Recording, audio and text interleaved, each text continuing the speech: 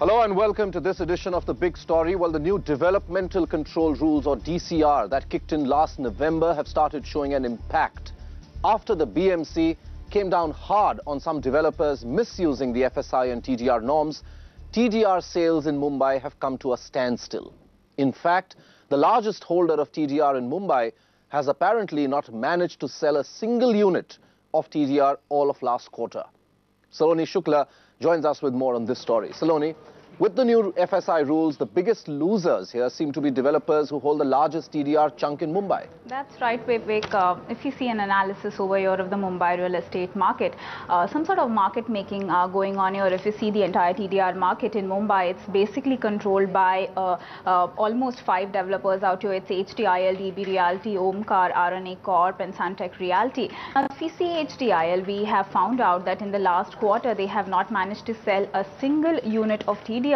But even that, the prices have seemed to gone up. Now, if we see the analysis of the prices over here, in the quarter 3 of the last financial year, it was hovering around 2,800 to 3,000 rupees a square feet. And in Q4, the prices have actually risen up to 3,000 to 3,300, despite developers not going in for buying TDR after the new DCR rule kicks in.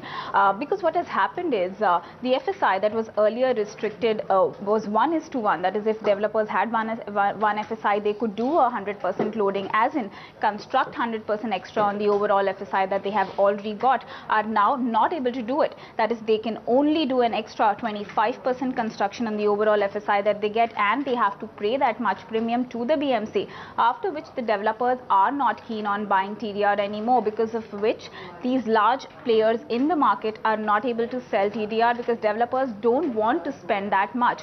But prices here continue to remain steady, continue to remain strong, and if we see the overall market here, HDIL holds almost over 85 to 90% of the entire TDR market, and the largest player not selling any TDR here is a big question mark, and also a confusing scenario in the market because the prices remain hold a strong ground and remain steady. Back to you.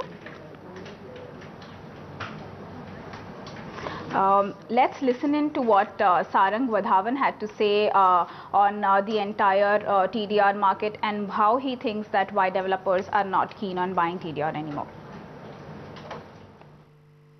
Effectively, the base calculation that we did on all our projects based on the fungible FSI concept and on the amended DC regulation, the price which the developer is affected by is approximately 750 rupees per square foot. So that price increase will definitely be shifted on to the buyers. I'm sure that you will see that because of this amendment in DC regulations, prices will move up anywhere between 750 to 1,000 rupees per square foot. All right, thanks, Saloni, for that. Well, it's not just TDR. The new DCR has led to increase in property prices as well. And this is just the start. Many large developers are set to increase prices by almost 10 to 15% is what we are picking up from various players in the property market here in Mumbai. Ruth Saldana now joins us with those details. Well, yes, Vivek. Now, under the new Development Control Rules, or DCR, we understand that several developers across the city have had to resubmit their plans to the BMC, often at a much greater cost to them. Now, we spoke to a few real estate players in Mumbai, of which Oberoi Realty is one of the largest, and they feel that prices are likely to rise in the range of 1,000 to 1,500 rupees a square foot in most of their properties because of the amended DCR regulations. We also spoke to HDIL, who, if you remember, as Saloni was mentioning earlier, is one of the largest holders of TDR in Mumbai, and they say that prices will go up between 750 to 1,000 rupees a square foot. We also spoke to one of the largest unlisted players, which is Lodha Developers, and they feel that prices are likely to rise up to 1,200 rupees a square foot in the city of Mumbai. Suntech Realty, another listed player, has gone on record to say that prices will rise between 5 to 8%, which in their areas would mean about 1,000 rupees per square foot. Another unlisted player, Mantri Developers, also agrees with them. Now, we had a chance to speak to several of these players, and this is what they had to say when we asked them about the price rises. There will be a price increase, but that price increase primarily is the fact that we are paying the government for the fungible FSI that we are acquiring from them. Effectively, the base calculation that we did on all our projects based on the fungible FSI concept and on the amended DC regulation, the price which the developer is affected by is approximately 750 rupees per square foot. So that price increase will definitely be shifted on to the buyers. I'm sure that you will see that because of this amendment in DC regulations, prices will move up anywhere between 750 to 1,000 rupees per square foot. I don't think that a meaningful reduction in prices is possible unless the government greatly eases supply constraints. Today it is quite difficult to bring a project to the point where it can be launched. And if you look at developers' input prices for things like steel, cement, labor cost, cost of bricks, sand, everywhere you go there is huge inflation in our input costs. So the ability to reduce prices would erode margins too significantly. Already I think developer margins are under a lot of pressure and have reduced substantially over the last year or two.